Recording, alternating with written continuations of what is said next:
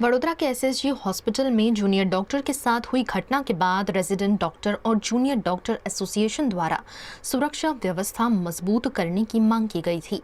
अस्पताल परिसर में पहले से सीसीटीवी कैमरे मौजूद होने के बावजूद कई स्थानों पर डार्क स्पॉट और सुनसान इलाकों को लेकर चिंता जताई गई।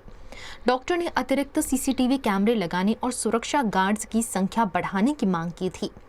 इसी को लेकर आज जोन 2 के डीसीपी मंजिता वणजारा, अस्पताल अधीक्षक doctor Ranjan Iyer, RMO doctor Hitendra Chauhan, JDA प्रतिनिधियों, अस्पताल प्रशासन और सिक्योरिटी एजेंसी की टीम ने अस्पताल और हॉस्टल परिसर का संयुक्त निरीक्षण किया। निरीक्षण के दौरान सुरक्षा व्यवस्था, सीसीटीवी कवरेज और डार्क स्पॉट की समीक्षा की गई। प्रशासन का कहना है कि जल्द ही आवश्यक सुरक्षा कदम उठाए जाएंगे। अय्यर साहेब સાથે મેડિકલ વિભાગના બધા રિપ્રેઝેન્ટેટિવ, અમારા વડોદરા શહેર પોલીસના સમગ્ર પોલીસ વિભાગના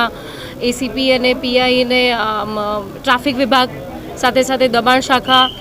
અને સિક્યોરિટીના બધા ઇન્ચાર્જ ભેગા થઈને એક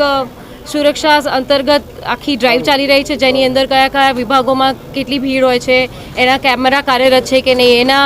સિક્યોરિટી સાથેનું બ્રીફિંગ, પોલીસ સાથેના કનેક્શન, સાથે સાથે અહીંયા જેટલા પણ વ્હીકલ્સ છે તો ઘણી વખત પેશન્ટ ઉતાવળમાં હોય છે અથવા તો ઉદ્વેગિત મનમાં આવતા હોય છે, તેમના વ્હીકલ્સની ચાવી અંદર રહી જતી હોય છે, તો કેવી રીતે વ્હીકલ